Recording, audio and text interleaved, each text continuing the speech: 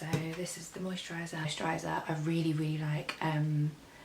It's crystal clear skin repair. How could I forget that, because that is my favourite. But what's good about this is that it's really buildable. So you can use it in layers and layers as much as your face requires. Create a really nice kind of even base for your makeup depending on what kind of look that you're creating. I find that because I like to put a lot more powder products on my forehead, under eye and chin area, it's really important that those areas are really nice and moisturised. You've caught me at a really good time actually, because I normally have really sensible skin, but as you can see there's a few little bad boys trying to creep out, which isn't ideal but really good to show you and give you an idea of how I manage a breakout, which is really difficult for me. Blessing and a curse, because essentially if you have generally quite sensible skin, which is, oh poor me, and I am very grateful for that, but if you have got quite sensible skin, then when you do have a breakout, you find that you're really not equipped to deal with it. You don't have the tools and the tips and the tricks, because you're just like, what the hell, where has this come from? How do I deal with it other than covering it with makeup, which I don't always like to do. And especially if something's feeling a bit sore and a bit angry, which my forehead has been recently. It's a bit of a challenging one. I don't like to put makeup on it because I know it's gonna be caking the situation and making it worse. Yeah, it's a bit of a problem when it happens, but you know, like I say, the Glossier products is what I've actually used throughout the problem, along with Crystal Clear. And I will give you my verdict. Let's just say, Crystal Clear, where have you been all my life? I literally love everything about it, but that's another video and that will come. This is about Glossier because I have, as a result of this, built in the Glossier products into my everyday makeup routine. So that is major too, because I like to stick to what I know. The actual kind of skincare cleansers and exfoliators that I bought from Glossier were the Milky Jelly Cleanser and then the exfoliator, the solution exfoliator, which I've heard loads about. I used this and I feel that things got worse before they got better. I was using this daily. I was noticing that things were drying out when I was using this, which was really good because what was happening was the spots were drying out and it was giving me like a nice kind of surface to moisturise on top of and then build my makeup on top of. However, I just think, and I don't know whether this is 100 guys to blame, but I just think that maybe this caused me to break out a little bit more. This doesn't quite do what I want from a cleanser that I'm going to use to aid washing my face. So it's a Milky Jelly Cleanser, exactly how it feels, that's how it kind of feels on the skin. It doesn't really foam up. I just feel that when I've got a full face of makeup and I remove, which I always do, micellar water, and then go ahead and use like a soap, a cleanser, I just found that this doesn't quite really get rid of everything that I want and that I still have residue on my face. So yeah, it's not quite as good as what I'd like. What I do like it for though is when I've already got a fresh face and I just want to quickly wash my face before I get ready to apply makeup, I like this. So not all is lost, but I don't know, I need to have a bit more time with this guy to decide whether or not he's a winner. This I will buy again.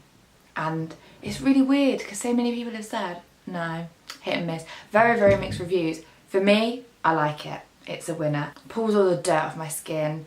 You cannot use this if you've had any kind of micro needling, microdermabrasion treatments. You shouldn't be using it in line with that, so just be mindful of that. So obviously I have to choose between a Crystal Clear facial or this. I don't always get a chance to do my Crystal Clear facial, which if I had the choice I would. But yeah, that's a winner. So the other two things that I got, the cloud paints, I got them in Dawn and, I was going to say Dusk, which is what I want next, but I got Dawn and Beam. Beam is like a really nice peachy kind of colour. Dawn is a bit more of a deeper orange, and the Dusk that I want to get is a bit more pinky toned. So, but these are so good for daily use if you can't bother to put blush on and you just want that seamless kind of look. Dawn, which is the deeper orangey colour, a little, I mean that's too much, but a little really does go a long way. Apply it as a corrector shade.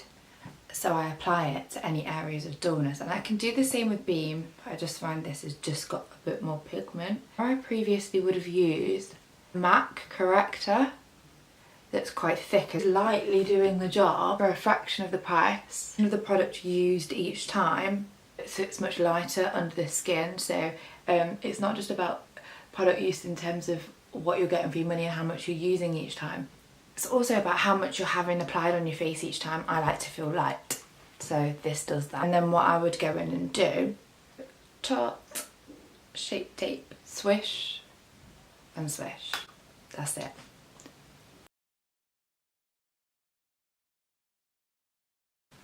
And as you can see, that's just really just corrected that area a bit and just brightened things up without having to actually wear foundation. I can still touch my skin and I know that everything's just sitting really nicely, very light, and it's just blended in. I didn't actually cover my cheeks, which is what this is. It's like a cheek paint. And you can also use this on your lips if you wanted to as a bit of a base. But again, tiny weeny bit, which again is probably too much. Tapping it onto the apples of my cheeks. And with this, I don't really mind if it rubs out and it looks a bit messy, because it just kind of blends into your skin. As long as it's in this area. Two things are halo scopes and topaz on actual cheekbone, because it's slightly darker, up onto my forehead. I take that on, so top of the cheekbones, Cupid's bow, down my nose. I don't do my forehead with this one because it can make me look a bit ashy because of my skin tone. If you are a lighter complexion, you'll probably get away with that. You can also take it over the top of the brow bone, which I'm going to do with the excess on my finger. But again, you can see I'm not using brushes. When I do this, it literally takes me 5 minutes. And it doesn't matter at this point if you kind of smush it all together. As you can see, it just kind of gives the appearance of really fresh radiated skin without you wearing loads of makeup. So, you know, no foundation, tiny bit of concealer. Next thing I'm going to do is, I don't do my brows daily, but I run a bit of this boy brow stuff in just because it makes them look a bit more natural. This is boy brow, and it's just like a little mascara wand with brow product on, similar to loads of stuff on the market. But what I like about this is that it's just very light. It doesn't feel like you've got anything in your brows, and it's just quick and easy to use. I don't mind my brows looking a bit messy. This little zit really having a great time on my forehead. But can you see?